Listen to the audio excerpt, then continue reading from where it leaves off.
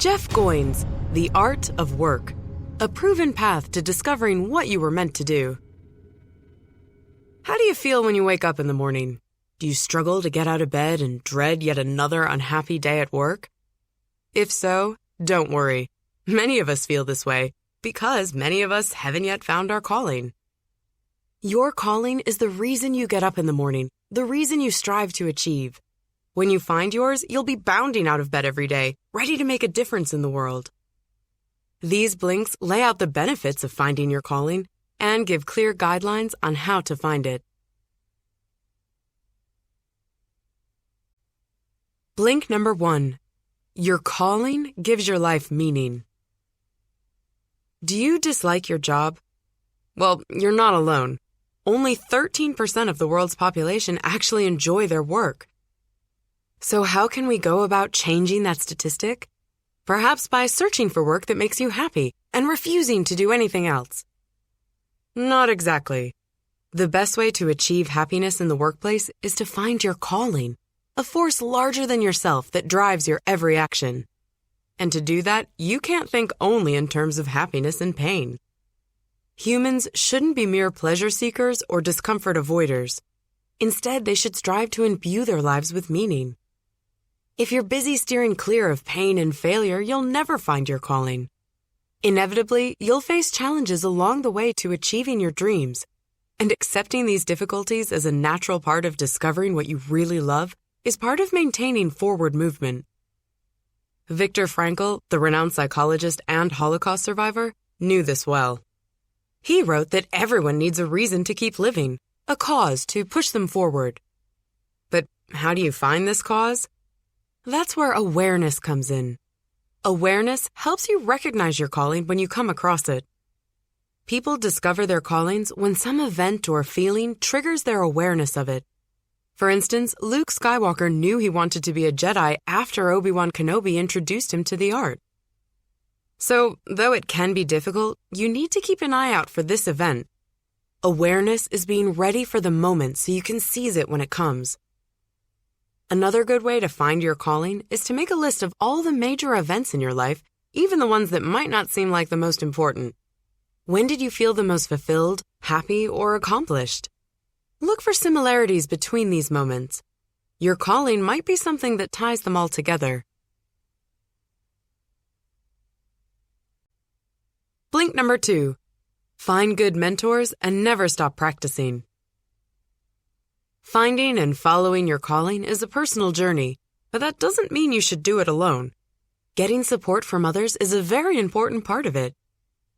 It's tempting to view successful people as self-made. In reality, however, almost no one achieves success alone. In fact, the most successful people are those who know how to find good coaches and mentors. Mentors guide them as they get closer to their calling. Every person you meet and every experience you have is a chance to learn something about yourself. Life is your school. Just think about Steve Jobs. He left college to pursue his dream and sneaked into college classes he found interesting or valuable. The rest he learned by working with people in the outside world. Once you've found the people who can help you move toward your goal, it's time to get to work. You can only master your calling by practicing it. And the best way to practice is to never stop striving toward knowledge and self-improvement. That means you have to accustom yourself to failure. Practice isn't about doing the same simple task over and over again. It's about pushing yourself into new frontiers, making mistakes and learning from them. Think of practicing as muscle building. Muscles grow when you regularly push them a little too far, which causes them to tear and then rebuild themselves. It's important to note, though, that you can't will yourself to achieve everything. There are some things that some of us just can't do, and that's all right. So if you find that you can't make any progress, maybe you haven't found the right calling yet. Blink number 3. Don't stop moving toward your goal, and always learn from your mistakes. So what do you do once you know where you're headed? Sit back and see where things take you? Far from it. Your journey is a flight of stairs, not an escalator. Keep taking steps until you reach the top. Say your calling is teaching, for instance. You shouldn't stop working toward your goal. Keep teaching classes, watch other teachers work, and study techniques in the library. If you stop for even a short period, it might be difficult to start again. Always keep improving yourself. But don't worry about making a few missteps. Failure doesn't take you away from success, it leads you there. Everyone who pursues their dream experiences setbacks at some point. Accept these hardships as opportunities to learn and better yourself. This is exactly what happened to Steve Jobs when he was kicked out of Apple, his very own company. Instead of dwelling on his misfortune, he got involved with Pixar. He learned from his mistakes at Apple and turned Pixar into a highly profitable business. Eventually, he returned to Apple and turned it into one of the biggest companies in the world. A good way to think about your mistakes is to use the pivot foot. In basketball, when you take 2 steps without dribbling, the foot you land on becomes your pivot foot, meaning you can't take it off the floor.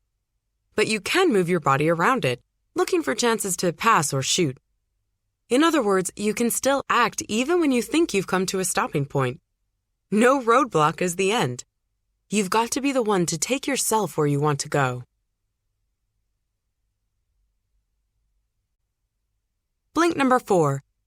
Live a portfolio life that's filled with interesting challenges and variety. Have you ever heard the term portfolio life? Probably not, but you might already be living one. In a portfolio life, your identity is based on a wide range of things, not just one. The author, for example, isn't only a writer, he's a father and a husband too. There are 4 main areas in a portfolio life: work, home, play, and purpose.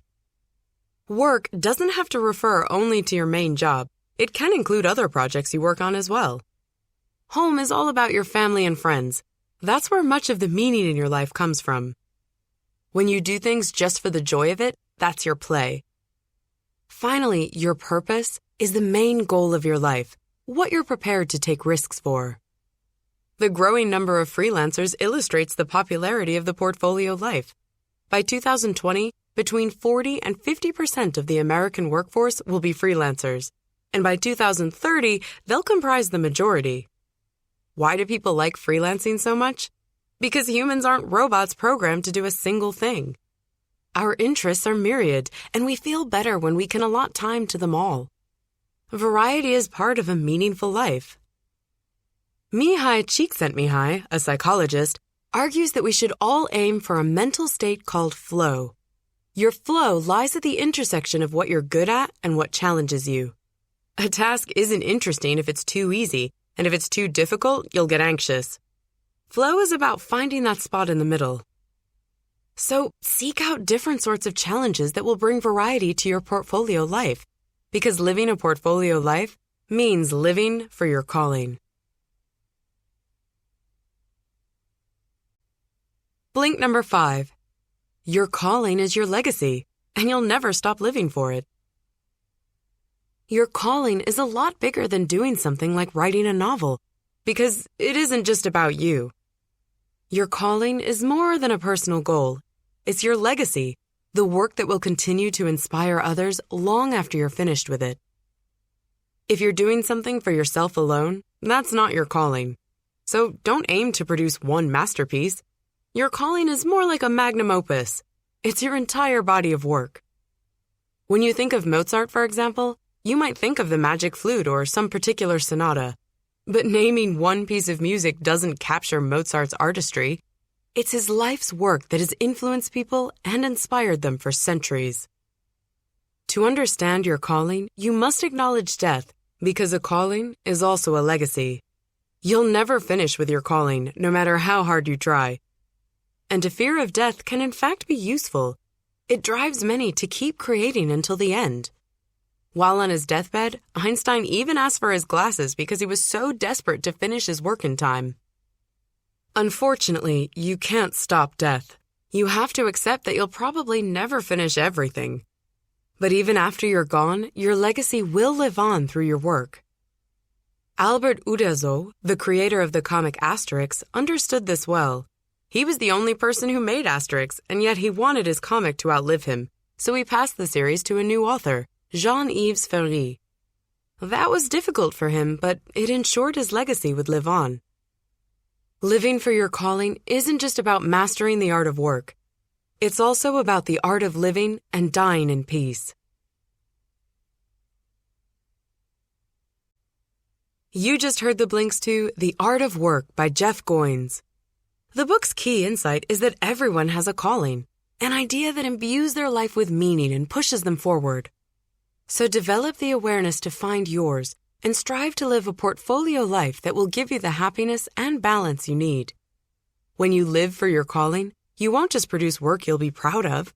You'll feel more fulfilled and leave behind a legacy that will continue to inspire others even after you've passed on.